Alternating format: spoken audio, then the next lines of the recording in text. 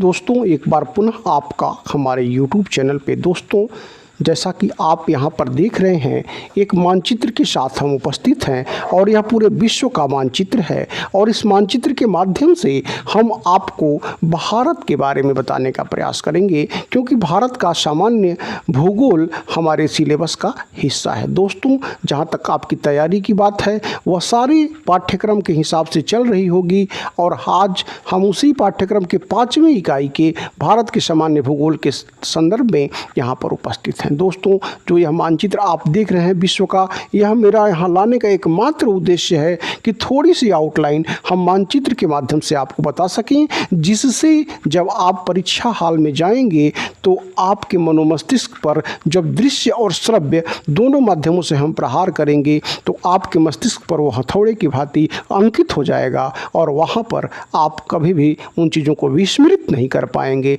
और सही उत्तर लगा करके आएंगे। भारत की संदर्भ में बहुत सारे प्रश्न आते हैं। यहाँ पर हम एक चीज़ें आपको बता दें कि ये जो कुछ रेखाएं आपको दृष्टिगत हो रही हैं, यह जो रेखा है इसको हम GMT यानी कि प्राइम मेरिडियंस कहते हैं, जो पूरे विश्व को 2 भागों में विभाजित करती है, पश्चिमी भाग और पूर्वी भाग, यानी पश्चिमी गोलार्ध और पूर्वी गोलार्ध। पर यह 0 डिग्री से 180 वेस्ट साइड में और 0 डिग्री से 180 ईस्ट साइड में इसे देशांतरीय विस्तार कहते हैं। इसकी संख्या 360 होती है। जबकि यहाँ पर एक लाइन देख रहे हैं जो बड़ी महत्वपूर्ण लाइन है, जिसको इक्वेटर कहते हैं, भूमध्य रेखा कहते हैं, जो पूरे विश्व को 2 भागों में अक्षांश दृष्टिकोण से विभाजित करती है, 0 से 90 डिग्री ऊपर और 0 से 90 डिग्री नीचे। यानी कि टोटल जो नंबर ऑफ लैटिट्यूड होता है वह 180 होता है। बात यहाँ पर समाप्त होती है, क्योंकि विश्व के संदर्भ में हम बातें नहीं करने चाह रहे हैं। हमको मेन मुद्दा हमारा भारत है और हमारा भारत एक महान देश, जिसको आप यहाँ पर देख रहे हैं। दोस्तों, यहाँ पर आपने देखा कि भारत की जो स्थिति है वह पूरी तरह से भूमध्य रेखा के ऊपर है। यानी एक प्रश्न तो आपका स्पष्ट हो गया कि भारत की स्थिति कहाँ है, तो यह पूरी तरह से भूमध्य रेखा के ऊपर है। दूसरी स्थिति हम बता दें कि किसी भी देश की स्थिति 2 स्वरूपों में, 2 संदर्भों में जानी जाती है। पहला संदर्भ होता है प्राकृतिक और दूसरा संदर्भ होता है प्रशासनिक, यानी कि राजनैतिक। यहाँ पर आप प्रशासनिक राजनैतिक दृष्टिकोण से ना देख करके पहले प्राकृतिक दृष्टिकोण से देखेंगे, जिसके लिए मैं यह मानचित्र लगाया हुआ है। तो भारत 0 डिग्री यानी इक्वेटर के ऊपर है, यानी कि यह पूरी तरह से उत्तरी गोलार्ध में है। जबकि अगर आप देशांतरीय दृष्टिकोण से देखेंगे तो यह पूरी तरह से पूर्वी गोलार्ध में स्थित है। यानी भारत उत्तरी गोलार्ध और पूर्वी गोलार्ध का हिस्सा है। दोस्तों, अब एक चीज़ और आपको बता दें कि प्रशासनिक दृष्टिकोण से या राजनीतिक दृष्टिकोण से जब आप देखते हो तो भारत एशिया महाद्वीप का पार्ट है। विश्व को 7 महाद्वीपों में बांटा गया है, आपको पता है। एशिया है, यूरोप है, अफ्रीका है, नॉर्थ अमेरिका है, साउथ अमेरिका है, ऑस्ट्रेलिया है और आपका अंटार्कटिका है। दोस्तों, भारत एशिया में पूरी तरह से साउथ एशिया का पार्ट है। भारत विश्व का एक ऐसा देश है जो क्षेत्रफल के दृष्टिकोण से 7वां स्थान रखता है और पॉपुलेशन के दृष्टिकोण से चाइना के बाद यह दूसरा स्थान रखता है। दोस्तों, इस संदर्भ में एक बात हम आपसे और शेयर करना चाहेंगे कि कभी भी अगर भारत से बड़े देशों की जिक्र अगर आती है, क्षेत्रफल के दृष्टिकोण से अगर जिक्र आती है, उस संदर्भ में एक छोटा सा फार्मूला है। उस सूत्र के माध्यम से आप इसको आसानी से समझ सकते हैं। जैसे मैं आपको यहाँ बता दूँ, जैसे आप इसको देखें, जैसे आप यहाँ पर देखेंगे, मैंने बताया कि भारत एक बड़ा देश है और अगर इससे बड़े देशों के बारे में आपको जानना है एरिया के दृष्टिकोण से, तो रकबाई एक फॉर्मूला है, रकबाई RCCUBAI। आप देखिए, यह रकबाई अगर आप याद रखते हैं तो कभी भी भारत के स्थान को आप विस्मृत नहीं कर पाएंगे। R यानी कि रशिया, C यानी कि कनाडा, रसिया जो largest country of the world है एरिया के पूरे विश्व में, दूसरा स्थान कनाडा का है, तीसरा C यानी चाइना और चौथा स्थान U यानी कि USA और B यानी कि ब्राज़ील। ब्राज़ील के संदर्भ में एक बात और हम आपको बता दें कि ब्राज़ील पूरे विश्व में एरिया के दृष्टिकोण से भी 5वां स्थान रखता है और पॉपुलेशन के दृष्टिकोण से भी 5वां स्थान रखता है। जबकि 6ठा स्थान ऑस्ट्रेलिया का है और 7वां स्थान इंडिया का है, जिसके संदर्भ में हमने आपसे बातें करी थी। दोस्तों, इसके बाद हम भारत के संदर्भ में और सारी बातें करेंगे। मानचित्रों के माध्यम से हम यहाँ उपस्थित होते हैं भारत के मानचित्र को लेकर के। दोस्तों, आपने भारत को विश्व के मानचित्र में देखा। यहाँ पर हम अब आ गए अपने पूरे भारत के साथ पुनः एक बार, और यहाँ पर आपको बहुत सारी चीज़ें मैं बताऊँगा और किस तरह से प्रश्न बनते हैं वह बताऊँगा, और किस तरह से आप इसको समझ जाएंगे जो कि भविष्य में आप कभी भी इसको विस्मृत नहीं कर पाएंगे। मैंने बताया कि दृश्य और श्रव्य दोनों माध्यमों से जब आपके मनोमस्तिष्क पर ये बातें अंकित होंगी तो भविष्य में कालांतर में भी आप इसको विस्मृत नहीं कर पाएंगे। आइए समझते हैं इसको। तो पहली बात हमने बताया था आपसे कि भारत विश्व का एक बहुत बड़ा देश है क्षेत्रफल के दृष्टिकोण से, और इसका जो अक्षांशीय और देशांतरीय विस्तार है उसको भी हम समझते हैं। तो पहली बात हम करते हैं कि भारत पूरी तरह से कहाँ स्थित है।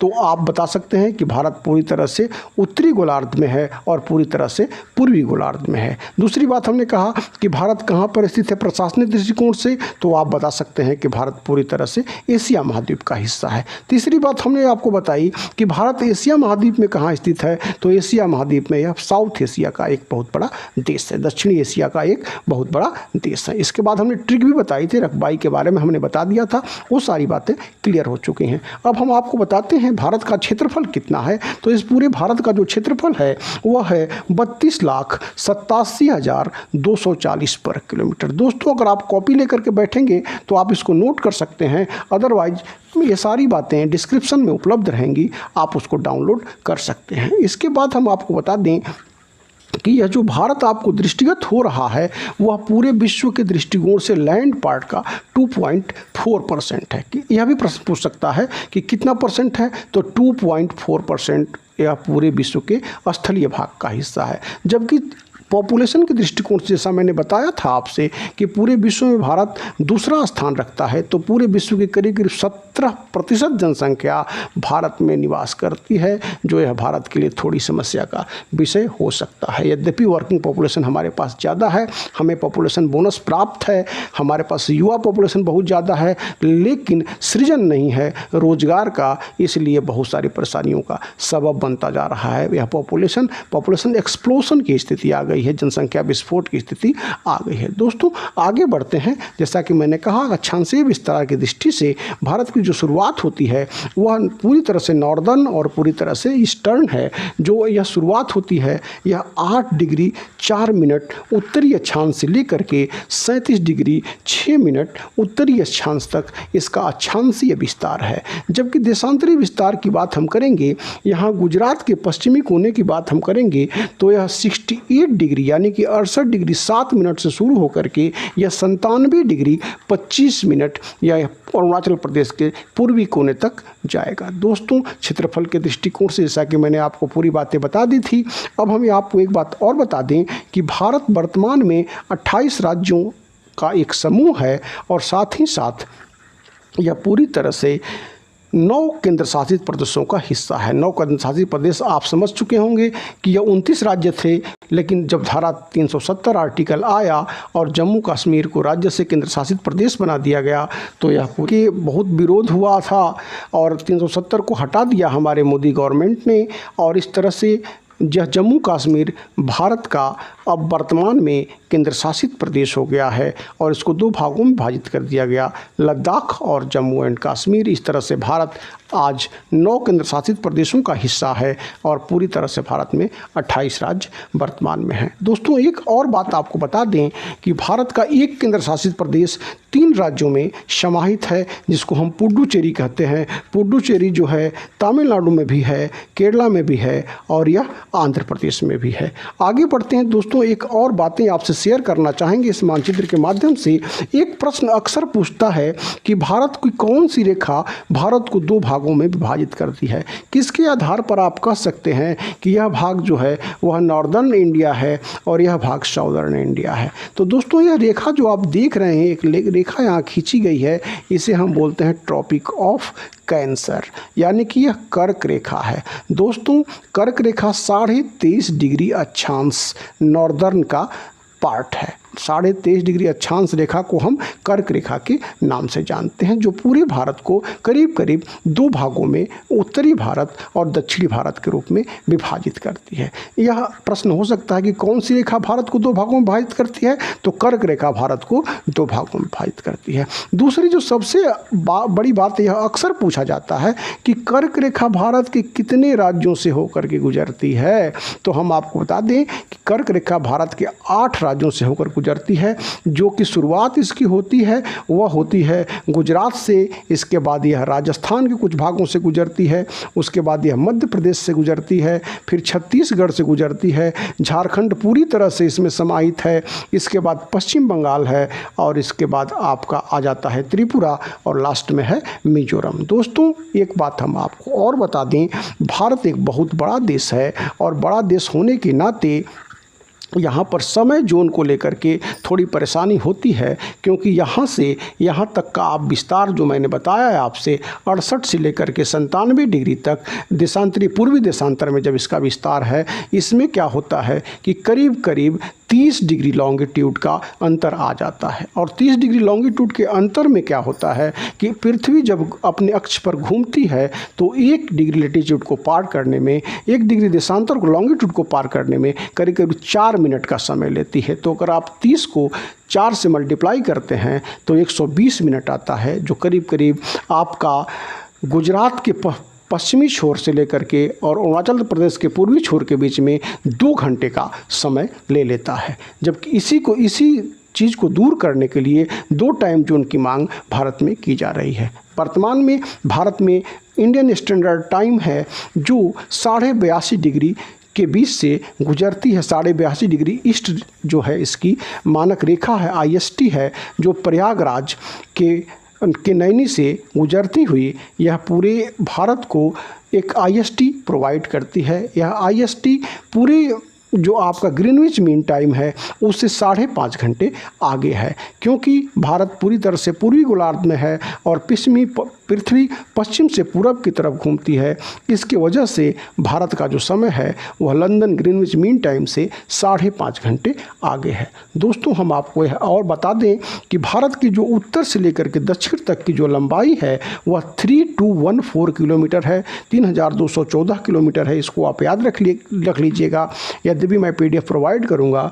जबकि पूरब से पश्चिम तक के जो लंबाई है यह 2933 किलोमीटर है। भारत एक बड़ा देश है और इसकी जो स्थलीय सीमा है वह 15,200 किलोमीटर है, जबकि इसकी जो तटीय सीमा है वह 6,100 किलोमीटर है। जबकि अगर इसके द्वीपीय भागों को भी जोड़ दिया जाए तो पूरी तटीय सीमा जो हो जाती है वह 7,516 किलोमीटर हो जाती है। दोस्तों एक प्रश्न और बनता है कि भारत के जो सुदूरतम भाग हैं, सुदूरतम जो भाग हैं उनके नाम अक्सर आपसे पूछ देता है।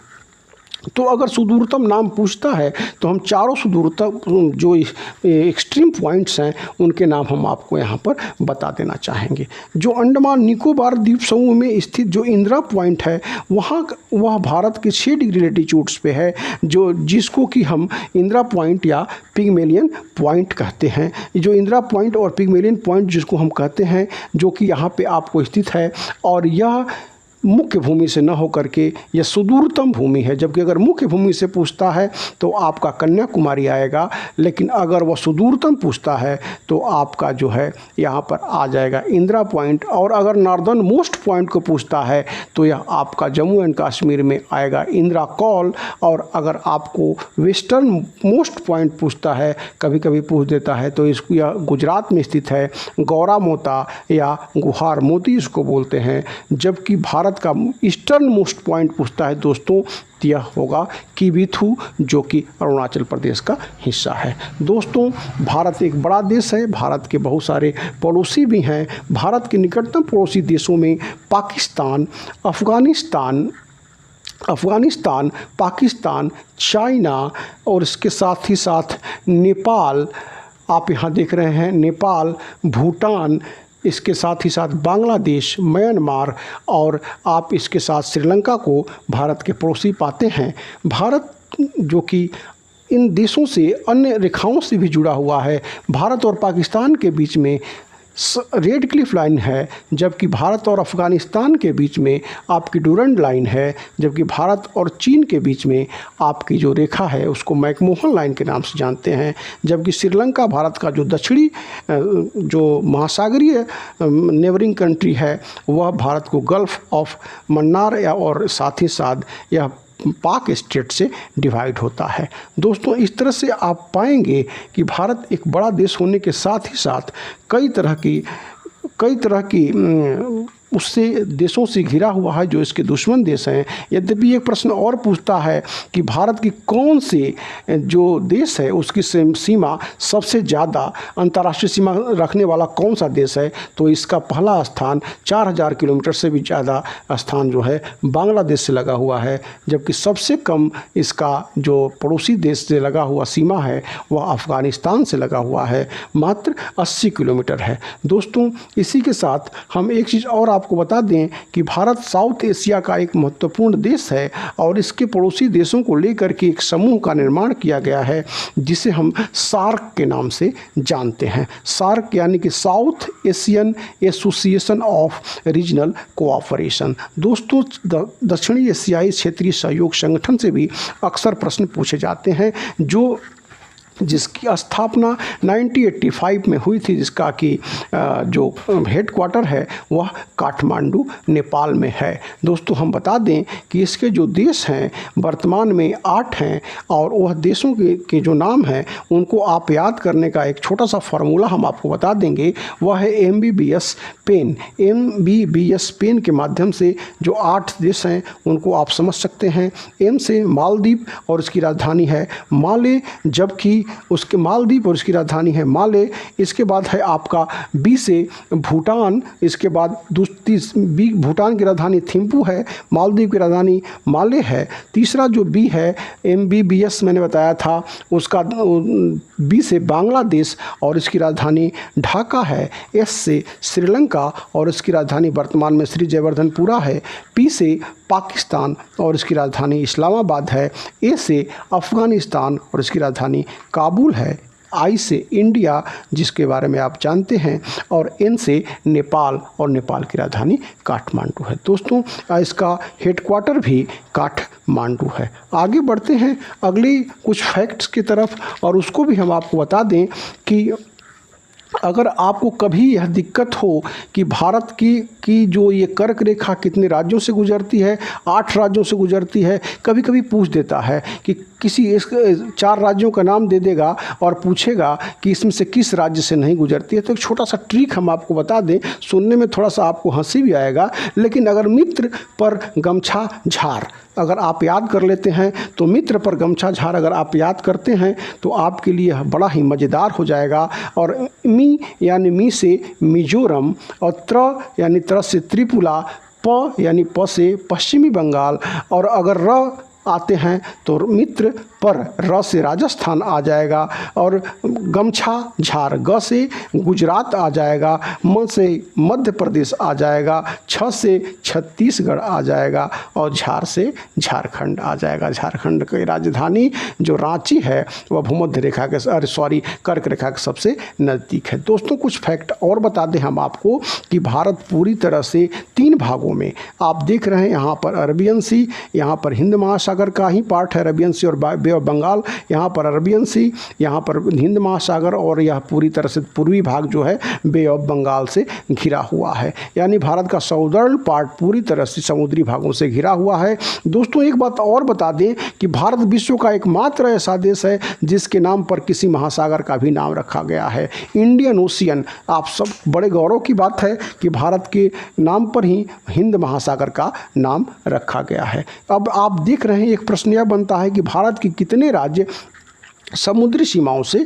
लगे हुए हैं, समुद्र कितने तटीय राज्य हैं। तो हम आपको बता दें कि टोटल जो तटीय राज्य हैं करीब 9 हैं, जिनको कुछ राज्य अरबियन सी में हैं और कुछ जो है बे ऑफ बंगाल में है। अरबियन सी से लगे हुए राज्यों को हम बता दें, इसमें सबसे अधिक जो तटीय रेखा है वह गुजरात की है दोस्तों, करीब 1600 किलोमीटर है, जबकि दूसरे स्थान पर तमिलनाडु है 1076 किलोमीटर, तीसरे स्थान पर आंध्र प्रदेश है और चौथे स्थान पर महाराष्ट्र महाराष्ट्र है। भारत का सबसे छोटा जो तटीय राज्य है वह दोस्तों ये है गोवा, जिसकी तटीय रेखा 101 किलोमीटर है। तट से लगे हुए राज्यों के बारे में हम बता दें, आप अरबियन सी से लगे हुए राज्य देख रहे हैं, यह है गुजरात, महाराष्ट्र और गोवा। इसके बाद आते हैं कर्नाटका, इसके बाद बढ़ते हैं केरला के तरफ। जबकि इस पार्ट में बे ऑफ बंगाल में अगर आप आते हैं तो यहाँ पर आप देख रहे हैं तमिलनाडु।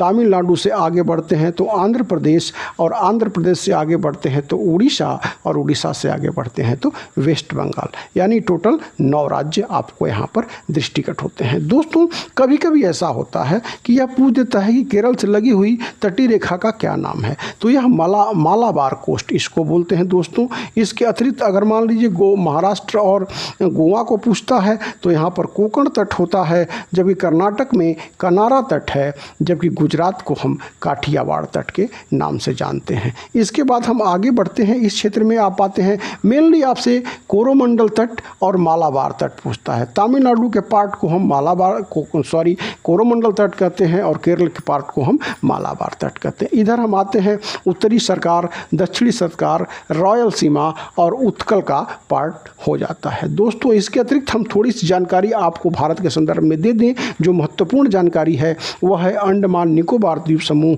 जो टोटल 200, इसमें 222 द्वीप हैं, जिसमें 204 द्वीप अंडमान द्वीप समूह में हैं, जबकि 18 द्वीप निकोबार द्वीप समूह में है। और यहाँ पर एक 10 डिग्री चैनल है दोस्तों, जो अंडमान द्वीप समूह को निकोबार द्वीप समूह से अलग करता है। यहाँ पर 10 डिग्री चैनल जो 10 डिग्री अक्षांश पे है, जो अंडमान निकोबार द्वीप समूह को जो है निकोबार द्वीप समूह से अलग करता है।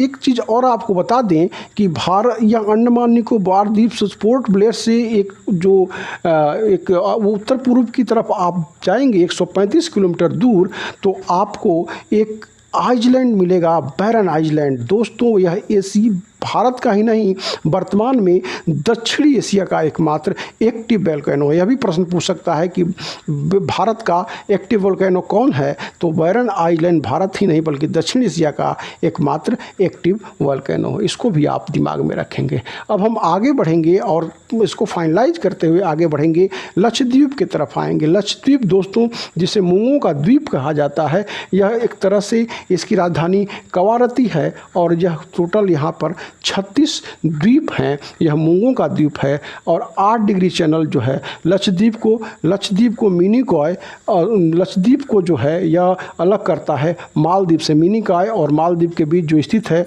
वह 8 डिग्री चैनल है। दोस्तों इस तरह से आपने जाना पूरे भारत के संदर्भ में। थोड़ी बहुत सारी बातें और भी हम करेंगे। छोटी सी एक बात और बता दें कि भारत का जो ये पूरा 28 राज्य आप देख रहे हैं, इसमें राजस्थान सबसे बड़ा राज्य है एरिया के दृष्टिकोण से, जबकि उत्तर प्रदेश सबसे बड़ा राज्य है पॉपुलेशन के दृष्टिकोण से। सबसे छोटा राज्य एरिया के दृष्टिकोण से आपका गोवा है, और सबसे छोटा राज्य पॉपुलेशन के दृष्टिकोण से सिक्किम है, जिसकी जनसंख्या मात्र 6 लाख के आसपास है, जबकि उत्तर प्रदेश की जनसंख्या 20 करोड़ के आसपास है। दोस्तों इस संदर्भ में मैंने सारी बातें बताने की आपको कोशिश की, और मेरा पूरा भरोसा है, विश्वास है कि बहुत सारी बातें आपको समझ में आ गई होंगी। निकट भविष्य में हम और भी मानचित्र संबंधित बातें करेंगे, जिसमें हम आपको बताएंगे कि कौन सी नदियों का उद्गम कहाँ है, कौन सी नदियाँ किधर गिरती हैं, नर्मदा और ताप्ती किधर गिरती हैं, गंगा और ब्रह्मपुत्र किधर गिरती हैं, कावेरी और गोदावरी किधर गिरती हैं। ये सारी बातें हम आपको बताएंगे। साथ ही साथ बहुत सारे जो दर्रे हैं, पासेज हैं, झीलें हैं, उनके संदर्भ में भी हम बातें करेंगे।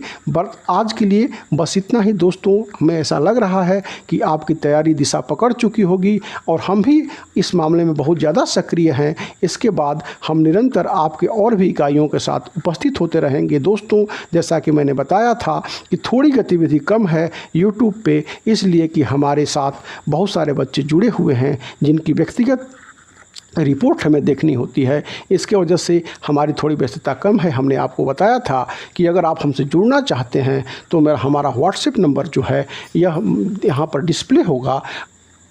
यह जो फैक्ट है इसके यहाँ पर मेरा व्हाट्सएप नंबर डिस्प्ले हो रहा है। अगर आप हमसे संपर्क करना चाहते हैं, हमारे कोर्सेज़ को ज्वाइन करना चाहते हैं, बड़े ही मिनिमम सहयोग राशि के आधार पर हमने पूरे कोर्स को समाप्त करने का बीड़ा उठाया हुआ है, जिसमें बहुत सारे प्रैक्टिस सेट के साथ हम पूरे सिलेबस को कवर कर रहे हैं और सारी चीज़ों को हम आपको हेल्प करने की कोशिश करेंगे। तो दोस्तों